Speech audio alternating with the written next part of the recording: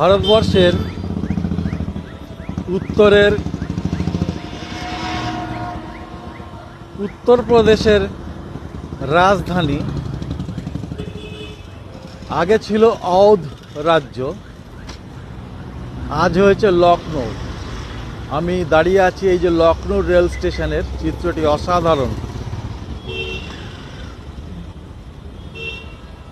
এটা বেশ নবাবী শহর, নবাবের মতনই শহর। বেশ অনেকটা জায়গা জুড়ে কিন্তু বিস্তৃত এই লখনৌ স্টেশনটি, বেশ লম্বা। এই হচ্ছে নবাবের শহরের প্রধান রেলওয়ে স্টেশন বা রাজধানী। এই হচ্ছে লখনৌ শহর।